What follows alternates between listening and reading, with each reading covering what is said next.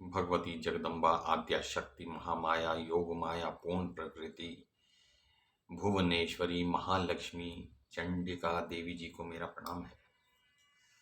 तो हम देख रहे हैं कि महिषासुर के भेजे हुए असिलोमा और विडालाक्ष नामक जो उत्तम शूरवीर और माने हुए दैत्य हैं वो देवी के सामने हैं, जिसमें कि असिलोमा ने देवी जी से कुछ वार्तालाप किया और तब देवी जी ने कहा कि भाई तुम अच्छा यही है कि तुम सब लोग पाताल में चले जाओ जहां प्रहलाद जी रहते हैं। तो अब असिलोमा ने कहा, विडालाक्ष अभी अभी भवानी ने जो कहा है उसे तुमने सुन लिया ना। अब इस स्थिति में हमें संधि अथवा विग्रह क्या करना चाहिए? तो विडालाक्ष ने कहा, युद्ध में मर मिटना निश्चित है। इस रहस्य को जानते हुए भी स्वाभिमानी नरेश संधि की इच्छा नहीं कर सकते। जिन नरेशों को यह है कि मेरी बात मानी जाए तो वो तो संधि करेंगे नहीं, भले ही उनकी मृत्यु क्यों ना हो जाए। यह देखकर और बहुत से वीर हमारे इस युद्ध में काम आ चुके हैं और हमारे स्वामी ने तब हमें भेजा है और उन्हें यही आशा है कि हम उनका काम बनाएंगे। तो इसलिए हम सेवकों का धर्म तो यही है कि हम निरंतर स्वामी की आज्ञा मानते रहें और स्वयं निरभिमानी होकर उनके सामने रहें। और एक जो सेवक है वो सूत के संकेत पर नाचने वाली कठपुतली की भांति होता है। जैसे कठपुतली को उसका सूत्रधार नचाता है, तो उसी की भांति हम महिषासुर के कहे अनुसार ही करेंगे। तो भला महिषासुर के सामने जाकर हमारे मुख से यह कैसे निकल सकता है कि हम सब पाताल की राह पकड़ लें और देवताओं के जो धन और रत्न हैं वो उन्हें वापस कर दें? तो ये बात हम कैसे कह सकेंगे? तो सत्य तब बोलना चाहिए जबकि वो प्रिय हो, और अप्रिय सत्य को भी बहुत समझदारी से सामने लाना चाहिए। तब मौन धारण कर लेना चाहिए। यदि सत्य अप्रिय हो तो विज्ञ पुरुषों का कथन है कि चुप रहे व्यक्ति। तो नीति शास्त्र का यह सिद्धांत है कि वीर पुरुष मीठे वचनों द्वारा, झूठे वचनों द्वारा स्वामी को धोखे में ना डाले। सच्ची बात तो यह है कि आदरपूर्वक हित की बात कहने अथवा पूछने के लिए वहां चलना ही अनुचित है।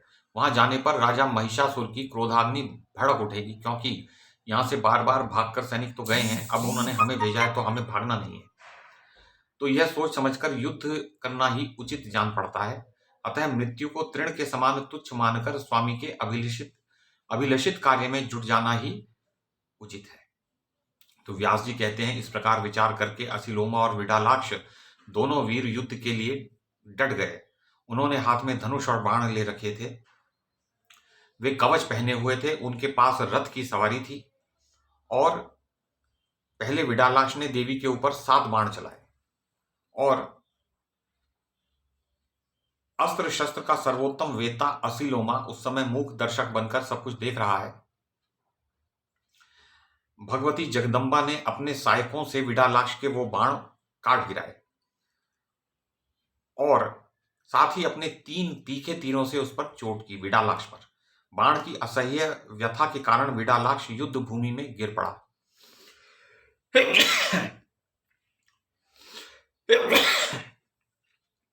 और उसे मूर्छा आ गई और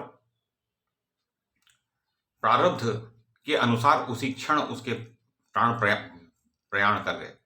तो विडालाक्ष की मृत्यु हो चुकी और यह देखकर असिलोमा हाथ में धनुष लेकर युद्ध करने के लिए तैयार होकर सामने आ गया। वह अपना दाहिना हाथ उठाकर देवी के प्रति कुछ वचन बोला कि मुझे विवश होकर यह कार्य करना पड़ रहा है और ये बड़ा सेवक का कार्य बड़ा कठिन है, तो इसलिए अब चाहे कुछ भी हो, शुभ हो या अशुभ, मेरी समझ से तो प्रारब्ध ही बलवान है, पुरुषार्थ को धिक्कार है, इससे कोई कार्य सिद्ध नहीं हो सकता। तभी तो हे देवी, तुम्हारे बाण लगते ही ये सब दानव जमीन पर लेटते चले जा रहे हैं। तो उसने कुछ अच्छी बातें की। इस प्रकार कहकर दानव श्रेष्ठ असिलोमा ने देवी के ऊपर बाण बरसाना प्रारंभ कर दिया। निकट आते ही भगवती ने अपने बाणों से उसके बाण काट डाले, साथ ही शीघ्रगामी अन्य बाणों से असिलोमा को गहरी चोट पहुंचाई।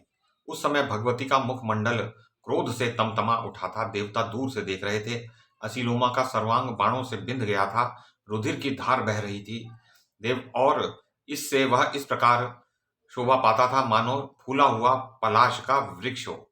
जब होली आती है तो पलाश जो होता है, टेसू या जिसे ढाक कहते हैं, तो उसमें लाल लाल पुष्प लग जाते हैं और वो फूल के वह पेड़ बड़ा फूला सा और लाल लाल प्रतीत होता है। तो उसी प्रकार की ये उपमा दी गई है यहाँ पर। वह बड़ी शीघ्रता के साथ देवी की ओर दौड़ा और क्रोध में आकर उसने सिंह के मस्तक पर गदा चला दी। सिंह ने असीलोमा के किए हुए गदाघात की कुछ भी परवाह नहीं की, उल्टे अपने नखों से उसकी छाती को चीर डाला। तब वह विकराल दैत्य हाथ में गदा लिए ही बड़े जोर से उछला और सिंह के मस्तक पर चढ़कर उसने भगवती जगदम्बा पर गदा से चोट की। राजन, देवी ने असीलोमा के किए हुए प्रहार को रोक लिया और उसी क्षण अपनी तीक्ष्ण तलवार से उसका मस्तक धड़ से काट गिराया। तो देवी भी सावधान थी। मस्तक कट जाने पर वह दानवराज असीलोमा तुरंत जमीन पर लेट गया। अब तो उस दुरात्मा दानव की सेना में हाहाकार मच गया। हा हा हा, ये क्या हो गया? देवी की जय हो, इस प्रकार के जयकारे लगाकर देवतागण भगवती जगदम्बा की स्तुति करने लगे। देवताओं की दुंदुभियां बज उठी। राजन, किन्नरगण यशोगान करने में संलग्न हो गए। यों विडालाक्ष और असीलोमा ये दोनों दैत्य मरकर सम्रांगण में सदा के लिए सो गए। तो शेष संपूर्ण सैनिकों को सिंह ने अपने पराक्रम से मार गिराया। तो जो जितने सैनिक थे उन सबको सिंह ने ही मार दिया। यानी देवी ने तो केवल एक दो को मारा, असीलोमा को और विडालाक्ष को। तो परंतु जितने भी थे सहस्रों लाखों, उनको केवल सिंह ने ही समाप्त कर दिया। जो कुछ बचे थे उन्हें सिंह ने अपना कलेवा बना लिया, कुछ को खा गया वो सिंह। तो कुछ टूटे फूटे अंग वाले मूर्ख दानव दुखित होकर महिषासुर के पास पहुंचे। वे रोने और गिड़गिड़ाने लगे, महाराज, असीलोमा और विडालाक्ष तो मर मिटे, अब आप हमें बचाइए बचाइए। यों उनके मुख से करुण पुकार निकल रही थी। और उन्होंने यह भी कहा कि राजन, जितने भी सैनिक थे वे सब सिंह के ग्रास बन गए। तो दो ही को तो देवी ने मारा, लेकिन जो लाखों अन्य थे उनको सिंह ने मार डाला। यों कहकर वे अपने नरेश महिषासुर को युद्ध में भाग लेने के लिए प्रेरित करने लगे। और उन सैनिकों की बात सुनकर महिषासुर का मन उदास हो गया, अत्यंत उदास हो गया। वो समझ गया कि ये स्त्री मेरे प्राण लेके ही जाएगी। उस पर चिंता की काली घटा घिर आई, वह बड़ा दुखी हो गया। अध्याय 14-15 यहाँ समाप्त हो गए इस 5वें स्कंद में, देवी भागवत पुराण में। अब हम आगे देखते हैं कि अब महिषासुर स्वयं आएगा। उसने अपने सारथी को बुलाकर कहा, जिसमें 1000 गधे जोते जाते हैं, ऐसे रथ की बात कर रहा है वो, जिसमें 1000 गधे जोते जाते हैं, जो ध्वजा और पताका से सुशोभित है, जिस पर अनेकों आयुध रखे रहते हैं तथा जिसके चक्के और युगंधर बड़े मजबूत हैं, वह मेरा प्रकाशमान अद्भुत रथ मेरे समक्ष उपस्थित करो मेरे सामने। तो आज्ञा पाते ही सारथी तुरंत रथ ले आया और बाहर उसने कहा, राजन, मैं खूब सजाकर रथ ले आया हूं। वह बाहर दरवाजे पर खड़ा है। उस रथ पर संपूर्ण श्रेष्ठ आयुध सुरक्षित हैं, उत्तम चांदनी उस पर छाई गई है। तो ऊपर से चंदोवा लगा दिया है। तदनंतर रथ आ गया। यह जानकर दानवराज महाबली महिषासुर मनुष्य का शरीर धारण करके सम्रांगण में जाने के लिए तैयार हो गया। उसने मन ही मन सोचा, मेरा तो रूप तो भैंसे का है, मेरा मुख अत्यंत कुरूप है, मेरे मस्तक पर सींग हैं। इस रूप को देखकर देवी अवश्य ही उदास हो जाएगी। वो सोचेगी कि देखो, इस भैंसे से मैं कैसे विवाह कर लूं। वो ये सोच रहा है कि देवी ऐसा सोच के उदास ना हो जाए।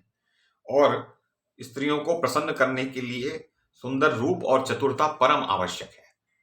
अतएव आकर्षक रूप और चतुराई से संपन्न होकर मैं उस युवती के सामने जाऊंगा। जो इंटेलिजेंट होते हैं, बड़ी चतुरतापूर्ण युक्तियुक्त वार्तालाप करते हैं और देखने में सुंदर हैं और धनिक भी हैं, धनी हैं, उनको तो स्त्रियां उन पर मर मिटती हैं, लट्टू हो जाती हैं। तो मैं इस प्रकार उस युवती के जब सामने जाऊंगा तो उसके हृदय में प्रेम का उदय हो जाएगा मेरे प्रति। मेरे लिए भी सुख की संभावना इसी स्थिति में है कि जब वो मुझसे प्रेम पूर्वक व्यवहार करे। यों मन में विचार कर उस महाबली दानवराज ने भैंसे का रूप त्याग कर एक सुंदर पुरुष की आकृति धारण कर ली। उसके हाथों में संपूर्ण आयुध सुशोभित थे। वह उत्तम अलंकारों से अलंकृत था। उसके सुंदर शरीर को दिव्य वस्त्र सुशोभित कर रहे थे। ऐसा जान पड़ता था मानो कि दूसरा कोई कामदेव ही हो। और हाथ में धनुष बाण लेकर वह रथ पर बैठ गया। केयूर और हार उसकी छवि बढ़ा रहे थे। अभिमान में चूर होकर सेना साथ लिए हुए वह भगवती जगदम्बा के पास पहुंचा। तो उस समय उसने ऐसा सुंदर वेश बना रखा था कि जिसे देखकर अपने रूप का अभिमान करने वाली स्त्रियों के मन भी उसकी ओर आकर्षित हो सकते थे। वो इतना सुंदर रूप उसने बनाया। जब देवी ने देखा कि दैत्यराज महिषासुर सामने निकट आ गया है और बहुत से वीर उसके साथ आ रहे हैं, तब उन्होंने शंख ध्वनि आरंभ कर दी। तो अब हम कल देखेंगे कि आगे उनमें क्या वार्तालाप घटित होता है। पहले तो वार्तालाप होगा, तब फिर युद्ध की संभावना बनेगी। भगवती जगदम्बा, महामाया, योग माया, पूर्ण प्रकृति, भुवनेश्वरी, परमेश्वरी, दुर्गा, चंडिका देवी जी को मैं प्रणाम करता हूँ।